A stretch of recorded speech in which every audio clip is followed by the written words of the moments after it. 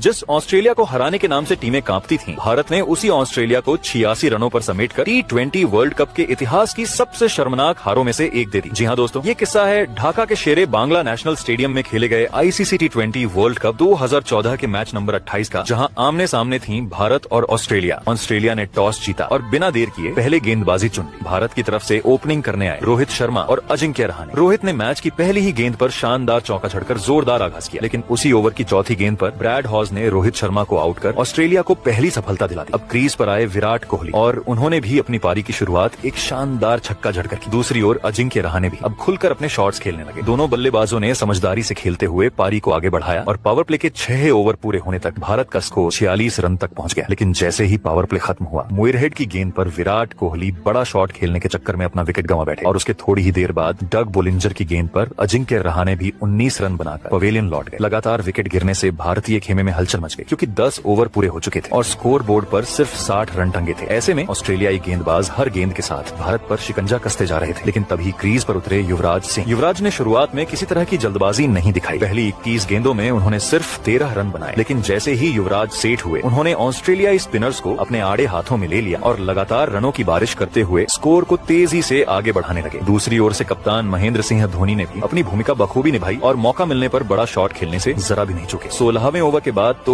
युवराज सिंह पूरी तरह अपने पुराने रंग में नजर आए। स्पिन हो या तेज गेंदबाज, यूवी ने किसी को भी नहीं बख्शा। ऑस्ट्रेलियाई खिलाड़ी बस खड़े होकर युवराज की बल्लेबाजी का तमाशा देखते रहे और अंत में इतनी धीमी शुरुआत के बावजूद भी युवराज सिंह ने 42 गेंदों में 60 रनों की शानदार पारी खेली और भारत को 20 ओवरों में 159 रनों के मजबूत स्कोर तक पहुंचा दिया। अब 160 रनों के लक्ष्य का पीछा करने उतरी ऑस्ट्रेलियाई टीम की तरफ से ओपनिंग के लिए आए एरॉन फिंच और डेविड वार्नर, लेकिन भारतीय गेंदबाजों ने शुरुआत से ही कोई डील नहीं दी। महज 13 रन के स्कोर पर ही रविचंद्रन अश्विन ने एरॉन फिंच को आउट कर दिया। इसके बाद दबाव और बढ़ता चला गया। भुवनेश्वर कुमार ने कैमरन व्हाइट को आउट कर ऑस्ट्रेलिया को दूसरा झटका दिया और फिर मोहित शर्मा ने अपनी सटीक गेंदबाजी से शेन वॉटसन को भी निपटा दिया। देखते ही देखते ऑस्ट्रेलिया ने महज 22 रन पर अपने 3 अहम विकेट गंवा दिए, लेकिन फिर ग्लेन मैक्सवेल ने आकर काउंटर अटैक शुरू कर दिया और सुरेश रैना के एक ही ओवर में 2 छक्के झड़कर थोड़ा बहुत दबाव कम किया। वहीं दूसरी ओर डेविड वार्नर का बल्ला भी आग उगलने लगा और कंगारुओं को एक छोटी सी उम्मीद मिलने लगी। लेकिन ये उम्मीद ज्यादा देर तक टिकने वाली नहीं थी, क्योंकि अश्विन ने आकर एक बार फिर अपनी फिरकी का जादू चलाया और डेविड वार्नर को अपने जाल में फंसा लिया। अब एक छोर से ग्लेन मैक्सवेल बड़े शॉट लगाकर पूरी कोशिश कर रहे थे, लेकिन अश्विन के आगे उनकी एक भी चाल काम नहीं और अश्विन ने मैक्सवेल को भी पवेलियन का रास्ता दिखा दिया, जिसके साथ ही ऑस्ट्रेलिया की आखिरी उम्मीद भी पूरी तरह टूट गई। इसके बाद तो ऑस्ट्रेलियाई पारी ताश के पत्तों की तरह बिखर गई। एक एक कर बल्लेबाज आते गए और लौटते गए और देखते ही देखते पूरी ऑस्ट्रेलियाई टीम सिर्फ 86 रन पर ऑल आउट हो गई।